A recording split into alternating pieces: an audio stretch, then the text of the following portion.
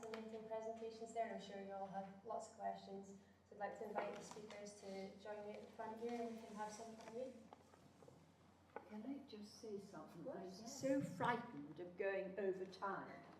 There's lots of things, of course, I didn't say. And what I didn't say is that in Turkey, there is no justice system, no justice system. It has a justice system which is unjust because it has no independent judiciary. Every single actor in the whole justice process, from the most junior policeman up to the prosecutors, the court ushers, the clerks, the people in the prison system, and then the judges, are all servants of the state. And you often wonder, when you go into court, you see the judge in the middle, the prosecutor sitting in the box, and then either side of him, there are the two other judges, and they always have their laptops up. I've seen that for the last 10 years, and they never say anything, they never seem to discuss, and I've come to the conclusion that they're playing solitaire. But this is really very, very important. The justice system as it is incapable of delivering, or for example, it's incapable therefore of even implementing the Copenhagen criteria, which were the conditions that in the law reform package that Turkey is obligated to in order to gain entry to the European Union. So in this whole thing, when we're talking about this peace process, we have to hope that somehow they will realize that they have to change the way that judges are trained, how you actually get access. I mean, it's very peculiar. It's the whole thing is political, the way the judges are chosen from when they are law students and they go into that judge school to become judges. And there's also whole lots of things in both the anti-terror law and in the constitution and the penal law that have to be changed. I'll just mention now, and then you're supposed to be asking us questions, not me still speaking, but like Article 301. Article 301 in the penal law actually makes it a crime, an indictable crime, if you insult the Turkish state. Well, that is just open to every possible sort of fantasy. You see what we're up against. And then we're up against the anti-terror law, and as Desmond said, the anti-terror law, and unfortunately many European countries are also using the anti-terror law in their own countries to actually harass and persecute the Kurds. So this is a terrible way through the justice system that they can actually undertake a really cultural genocide. It is a genocide through repressing all freedom of speech, freedom of association, and non-violent political participation. Thank you. Yes, I didn't get the chance to warn Margaret about my signs. I think they were a little bit startling. So, questions? Who'd like to start? Yes. I want to ask Margaret in particular a question that's fine.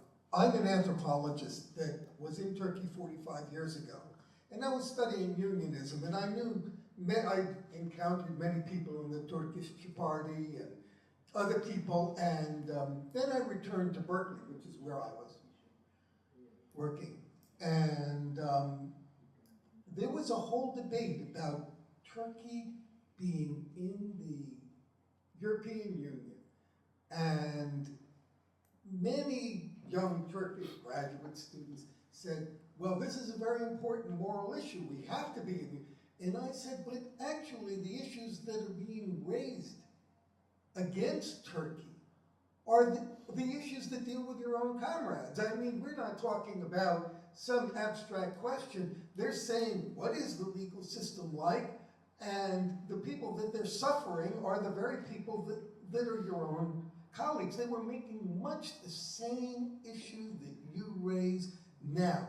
Is it more important to say to Turkey, you can't be part of our community, but the Turks were telling me, no, see, it's discrimination against Muslim countries. It's more important for us to be a member. And we're talking about, this is not a question of are there legal irregularities, everybody knows that. What is the important stance towards Turkey? Is it to say, what you're doing is wrong, or is it to say, which the students said to me, no, we actually need to include you, because without your inclusion, there can be no advancement of Turkey. So I could never answer this question, and I've remembered it for 45 years. I'd love to answer it. Very, very fine question, often being asked. As far as I'm concerned, and I mean, obviously, it's hugely divided in Turkey, and I may be wrong, but I think that the thing is shifting, and there's a whole lot of people within Turkey who actually now don't actually, and they're not that keen, they're not that involved in actually trying to show how they can comply with the obligations of the accession. And I, working as I do particularly on women's rights in Turkey, but on everybody's rights, I want Turkey to go on sitting at the table, not in until they really can comply with all the obligations of the European Convention on Human Rights. As long as we've got them sitting at the table, as long as we've got things like the Copenhagen criteria, as long as they've actually got that legal package, although, as I said earlier, they've never actually implemented it, but it is a way of somehow continuing to hold them to account in the public arena, internationally. I think if they were off the table, we would, a lot would be lost. So that's very, very important. And when we talk about all the areas, we haven't said it, and Desmond hasn't said it, and maybe more people later on today will, but one of the hugely important human rights violations which the Kurdish population is suffering, and I always want to be accepted as an honorary Kurd, because I really love the Kurds, and I long to learn the Kurdish language, and I long to speak the Kurdish language on the streets of Ankara and Istanbul one day. But the language rights are so fundamental to the actual identity, the cultural identity of the Kurdish people, and what they have done by actually banning the use of Kurdish in the schools and education is hugely, again, it is a cultural genocide. You realise that in many parts of, particularly in southeast Turkey, there isn't even any provision in the schools for learning Turkish as a second language. So you've got to be extraordinary, and there are wonderful examples of extraordinary successes that Kurdish children have made in going into schools and somehow overcoming the horrible barriers that are put to them because they're not allowed to use their Kurdish language. So that's terribly, terribly important. Your mother tongue. Imagine any of you here born in other countries, and I can see a lot of people born somewhere else, if you weren't allowed to use your mother tongue. What an incredible insult, an offence to your cultural upbringing, to your history that would be. So that's a very important one. And what happened in the trial on March the 26th in Istanbul was it was the very, very first time, though, that they had passed a law just in time between the January trial and the March trial when you were allowed to use the Kurdish language in court if you felt more comfortable with it. Somebody, one of the lawyers in that trial on March the 26th, he said, for 100 years I've wanted to speak this language in court. It really brought tears to his eyes, and we all wanted to say, this is fantastic. But then, there were all sorts of odd things about that right to use the Kurdish language. You had to have an interpreter and a translator that you had to pay for. And and somebody said, and they wouldn't accept a translator or interpreter who was free. if he offered his services, because that would be political. And besides, even though they allowed that to happen, it then had to be translated into Turkish, but it hasn't really addressed the whole story of why the Kurdish language can't be used in education and in the schools. But that's an example of how that's really, really important as one of the many, many ingredients that they would have to comply with in order to join the European Union. And I mean, we know why even the United States has nothing to do with it, but why the United States is always pushing for Turkey to join the European Union, and so is the UK. But we know there are other reasons. I won't go on to that. I think we're all aware of why we want Turkey in the European Union. And if we really want Turkey in the European Union that much, for God's sake, let us really bring them to task about what they're doing to their Kurdish population. I hope that's answered your question.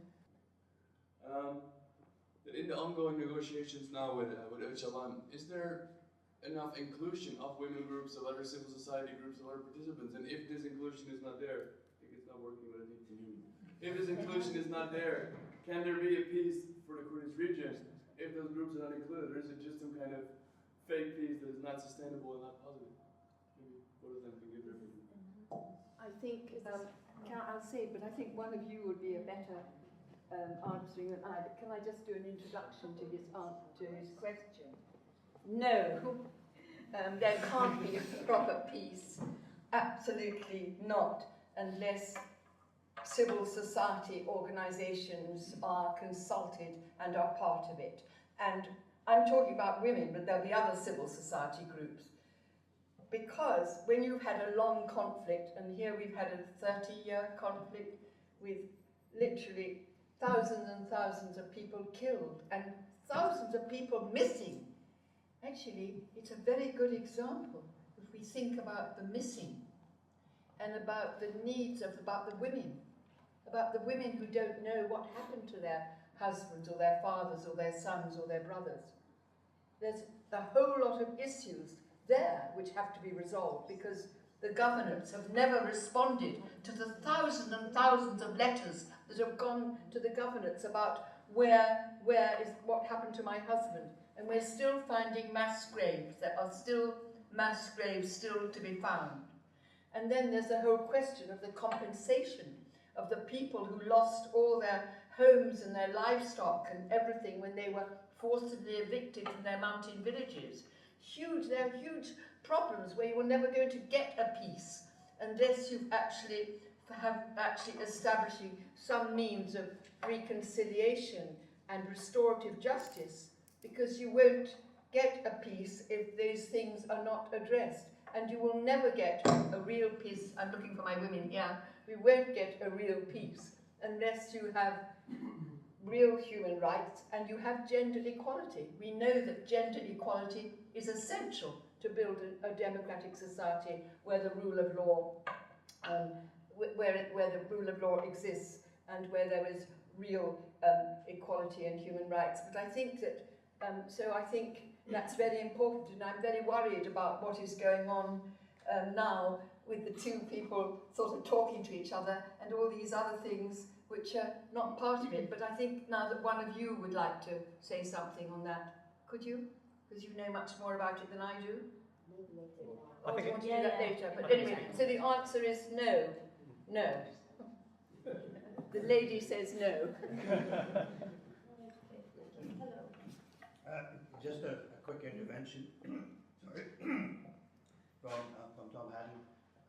I was shipped out to Ankara in around about 2004-05 as a sort of sub for Kevin Boyle, who couldn't go. And I was supposed to be advising the European Commission on one of these packages of reforms. And it struck me that people like me going in as advisors, representatives of the European Union, couldn't speak Turkish, certainly couldn't speak Kurdish. We're having the wool pulled over our eyes by the officials. And one of the things that I tried to persuade the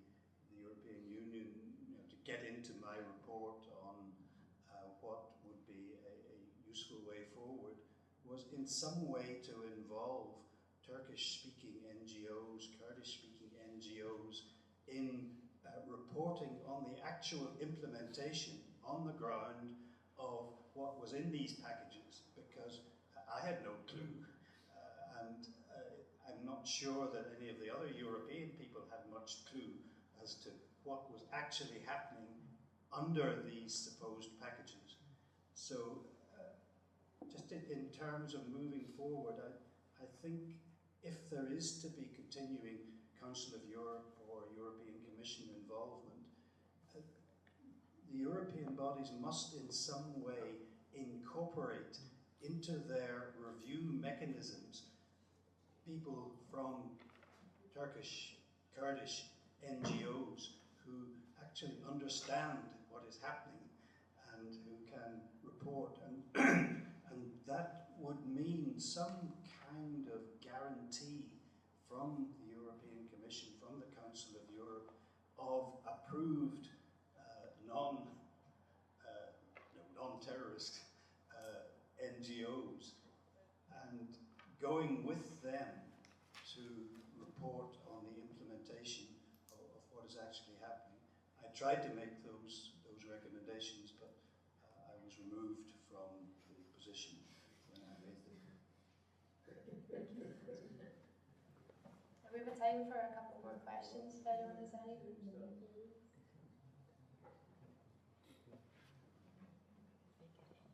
Okay, if not, would you just like to thank our speakers one more time? Thank you.